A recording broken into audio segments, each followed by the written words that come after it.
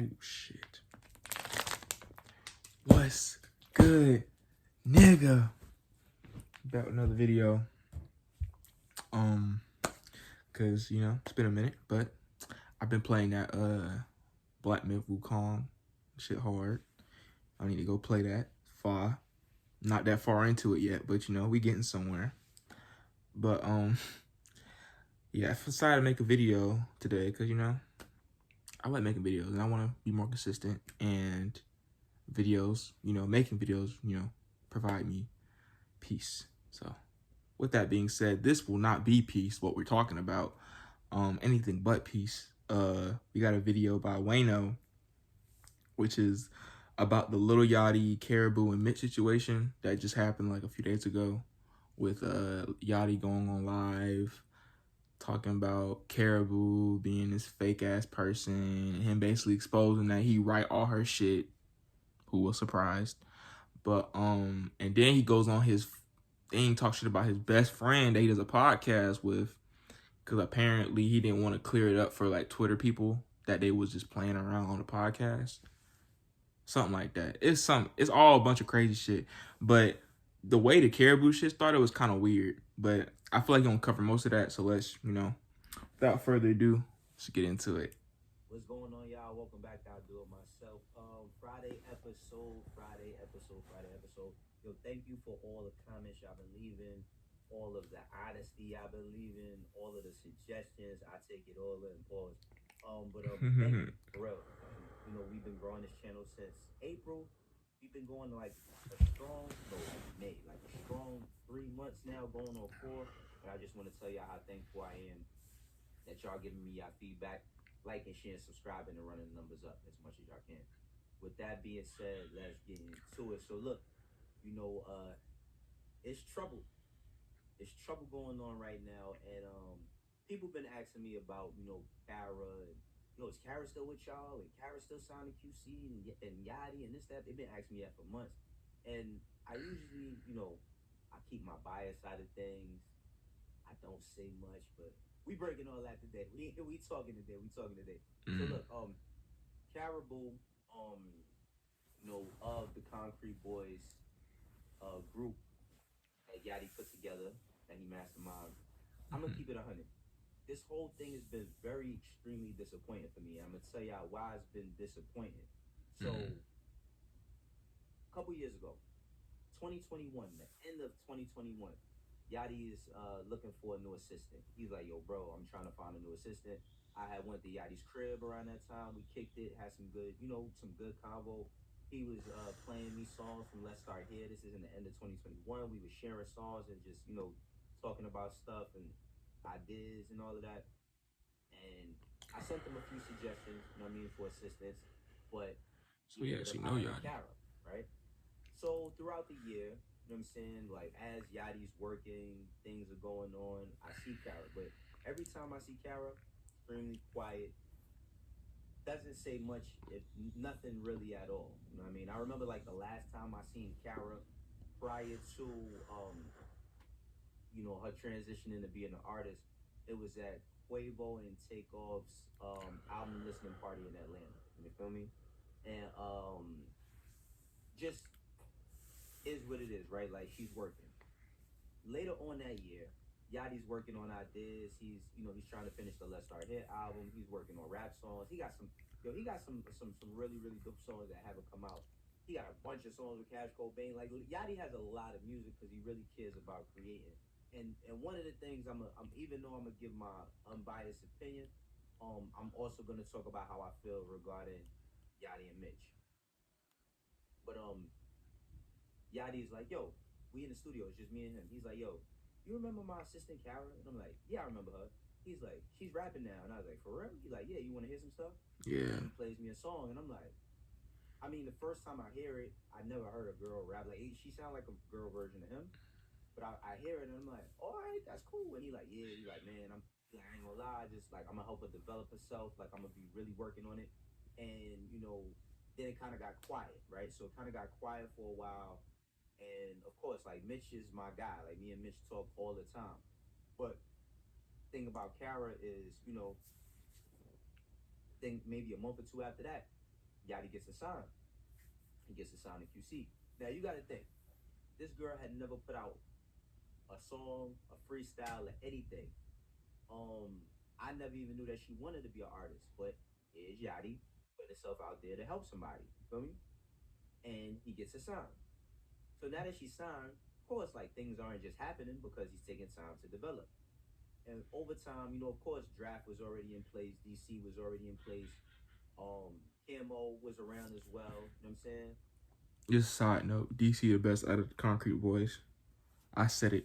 I don't care. And Yachty is like going into, he's really focused on Let's Start Here. So he puts out Let's Start Here.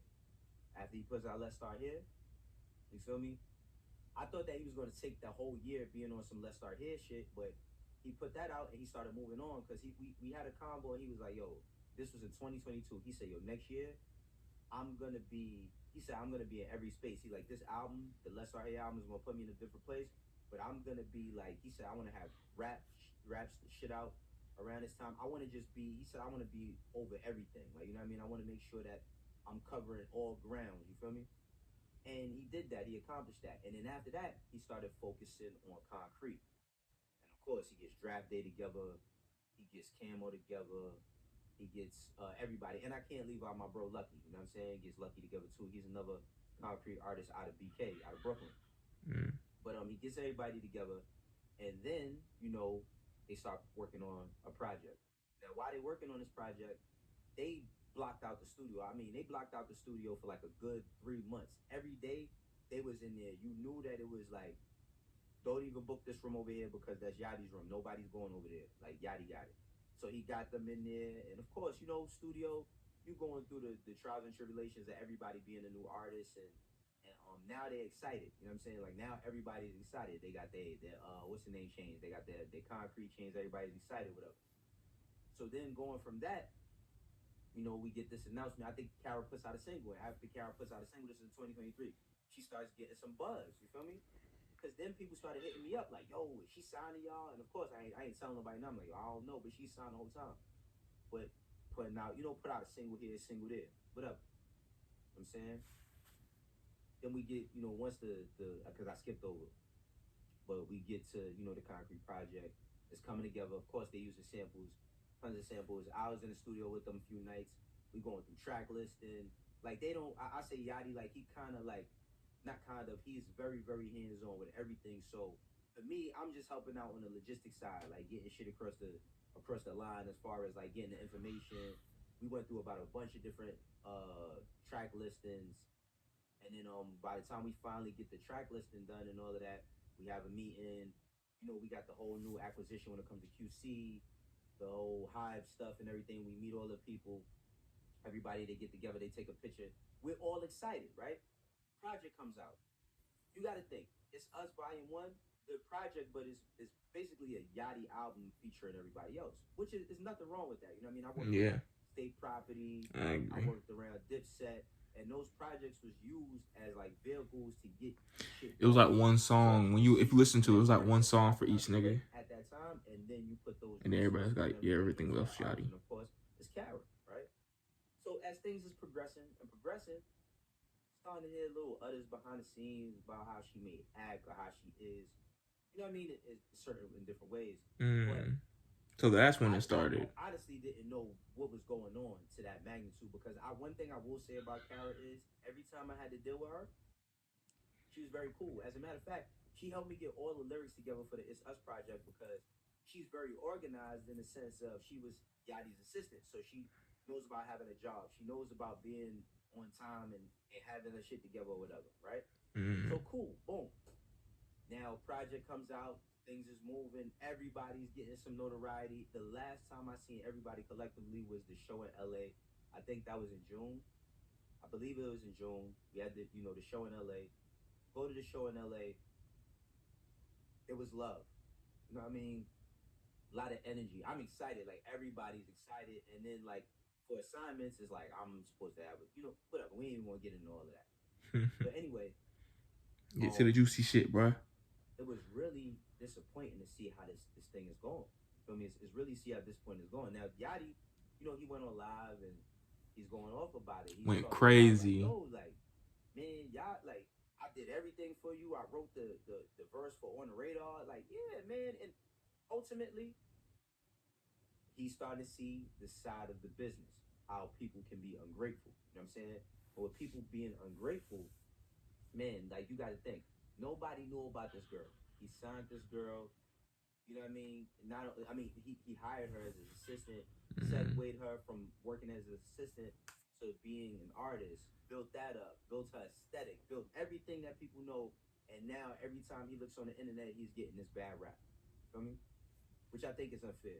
And I wish that things could get fixed. I wish that they could change, but it is what it is right now. And we didn't. But one thing you're not supposed to do is crash out in front of all them damn people just because you feel like it and just because you drunk or whatever. Like, bro proceeded to crash out, and not only diss Kara, he dissed all 5 of them. All the rest of the concrete shit, all the concrete boys. He was like, I dress all 5 y'all niggas. Put chains on y'all niggas. Like just like Lil Bro and his whole shit. But it's like in the same vein where you're like sitting there trying to like put shit, like put the like lay the foundation, like giving them chains, doing this, styling and all that shit. Yes, in the same vein they should be grateful, but in the same vein, that's shit you supposed to do, nigga. This is your shit. This is your concrete collective shit. You supposed to do that. I mean, yes, they can be they shouldn't be ungrateful. They should be grateful. Yes. We all agree on that. But in the same vein, that's what you're supposed to do. So you shouldn't be expecting like this sort of like, oh, Yachty, you want niggas to suck your dick, bro. Like, that's what I feel. Like, I feel like, bro, like from even in the Mitch, I don't know if we'll get into the Mitch shit yet later on, but even with like both Karrahbooo and the Mitch shit, I feel like bro just want his ego stroke just for putting niggas on. And like, yes, you should like you should to an extent, like you should get props for that. But in the same vein, like in the same vein, you don't need to like sit there and like trash him, leak all this shit. Like he literally leaked like the concrete cipher shit, bro. You aired out all your shit, basically destroyed the entire illusion of Karrahbooo. So even if you was to reconcile after this shit, we all know that she don't write her shit because you just exposed it. Like, I don't know. That's just me though. That's just me. And get a year into her being an artist fully under the the QC and concrete umbrella, and this is Yachty's his thing. So I feel for my bro right there.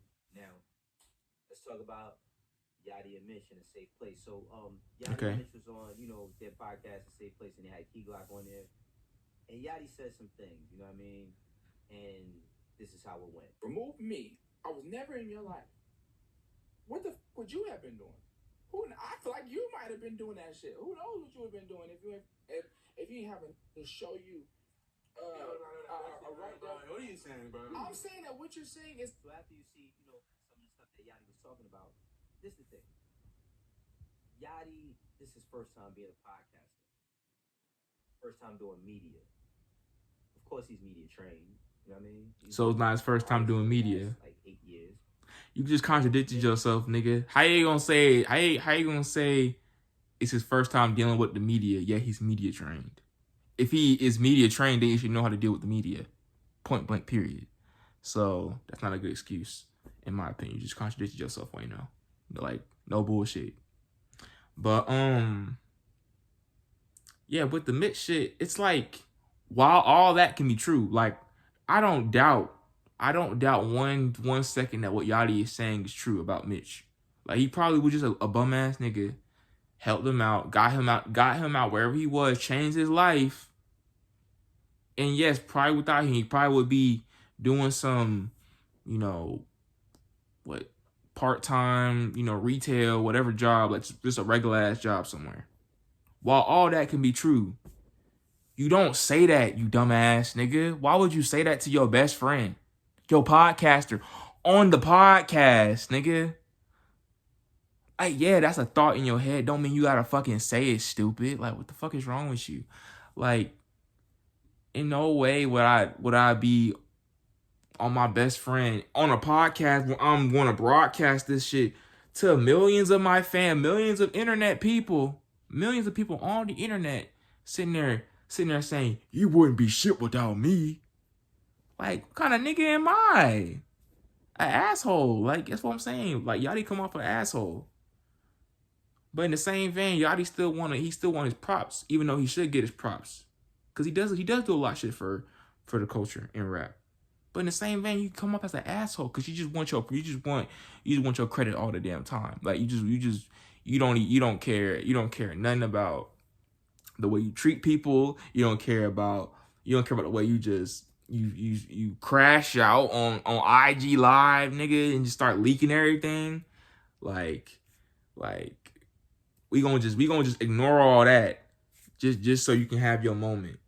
Like Yachty, bro. Like, I don't know. Like Yachty want his ego stroke, and it's not gonna happen like that all the time, bro. Sometimes you gotta just keep it to yourself. Like he should never went live. He should have never went live, bro. I don't know why he went live. Like, even though I enjoyed every minute of that live, that shit was crazy. He was going crazy. But in the same vein, it's like, nigga, you can't sit there and go off on people that you help benefit and then make them feel bad. Just be like, oh, I did this for you. This is how you repaid me. Even though they not doing shit, or at least from the Mitch perspective, I'll say, since we're on the Mitch shit. From Mitch's perspective, he didn't really do nothing crazy.